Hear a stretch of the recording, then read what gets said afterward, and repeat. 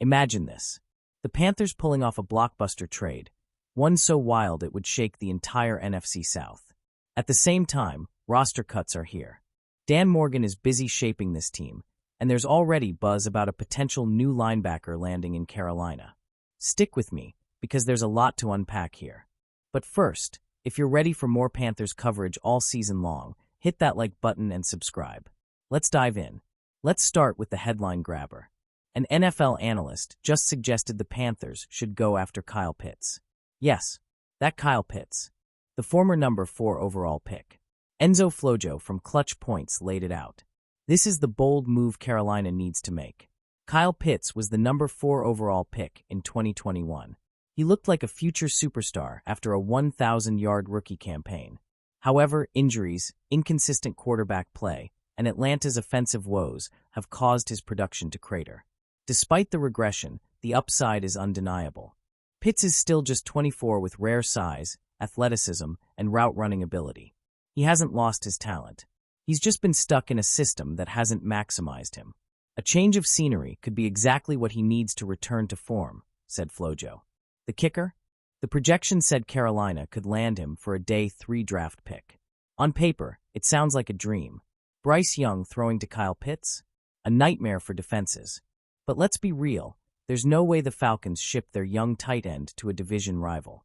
Atlanta still sees Pitts as a cornerstone, especially with quarterback Michael Penix Jr. needing reliable weapons. It's fun to imagine, but it's not happening. So if Kyle Pitts is a fantasy, what's the more realistic move on Dan Morgan's radar? Enter Chad Muma. He was once a promising draft pick out of Wyoming, taken in the 3rd round by the Jacksonville Jaguars. Now, his roster spot is in question.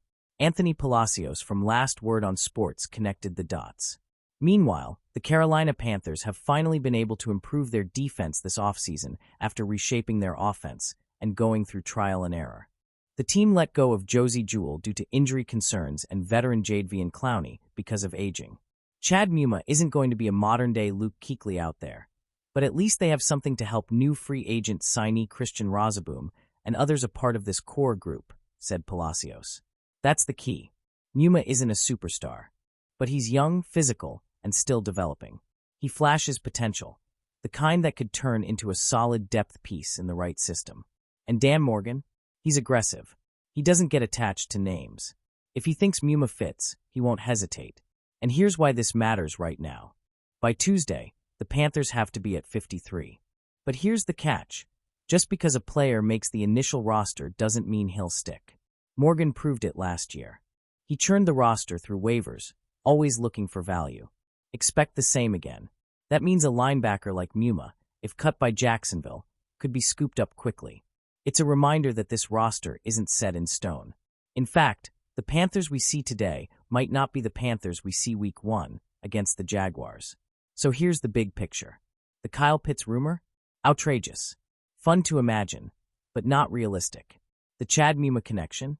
That's one to actually watch as waivers shake out. And Dan Morgan? He's not done. This roster is still very much a work in progress. So buckle up, Panthers fans. The next few days are going to be busy, and maybe even surprising. Now I want to hear from you. If you had the choice, would you rather see Carolina make an all-in swing for a weapon like Kyle Pitts, or build quietly by adding depth with someone like Chad Muma? Drop your thoughts in the comments. Don't forget to hit like, subscribe for more Panthers coverage, and get ready for what's next.